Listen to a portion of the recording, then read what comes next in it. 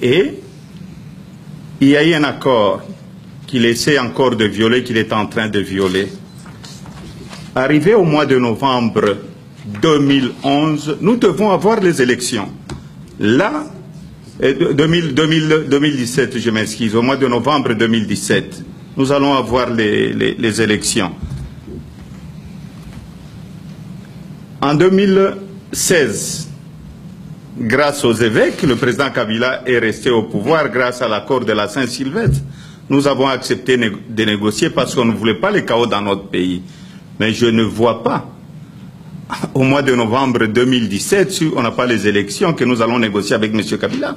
Nous allons appliquer l'article 64 de la Constitution. Là, on va voir qui est qui. C'est très important, parce que trop c'est trop. La population, on a tué plusieurs fois notre population. En 2015, ils sont sortis pour défendre la Constitution. Au mois de janvier, ils ont été tués. En 2016, je crois aussi au mois de septembre, et au mois de décembre, 3 fois, avec de balles réelles. Pour la paix, et pour ne pas avoir le chaos dans notre pays, nous avons accepté.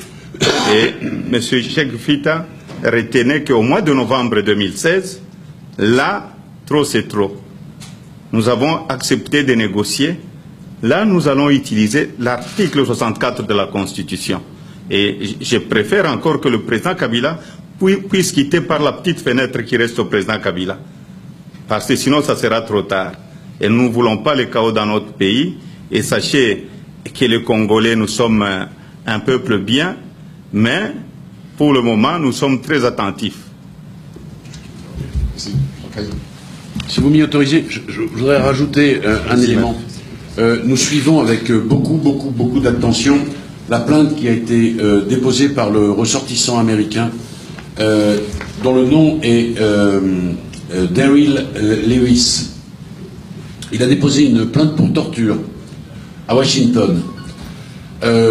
Il a déposé une plainte contre personne dénommée. Ça signifie que demain, des mandats d'arrêt peuvent être ordonnés par la justice. Ça signifie aujourd'hui également que dans les exactions qui ont été commises, les violences qui ont été commises, s'il est des ressortissants congolais, naturellement, en l'état, ils n'obtiendront pas justice. On a vu comment la justice fonctionnait pour le moment. Mais en revanche, s'ils ont, par exemple, une double nationalité, et on a un certain nombre d'éléments de cette nature, mais je ne vous en parlerai pas davantage aujourd'hui, de citoyens congolais, belges, congolais, français, etc., ils ont alors devant la justice européenne qu'ils peuvent saisir et qui est compétente la possibilité de déposer une plainte. Là, on est sur un autre terrain. Parce que là, l'étau peut se refermer très vite avec des mandats d'arrêt interdisant aux uns et aux autres de pouvoir se déplacer. À bon entendeur, salut. Voilà. Bien, ah oui, l'article 64, pour ceux qui ne l'appréhendent pas, eh bien, donne le droit à tout Congolais de s'opposer par toute voie à toute personne ou groupe de personnes qui prend le pouvoir par la force ou qui veut le conserver par la force. Donc, c'est un article qui est très clair et qui a été mis dans la Constitution et approuvé par 85% du peuple congolais.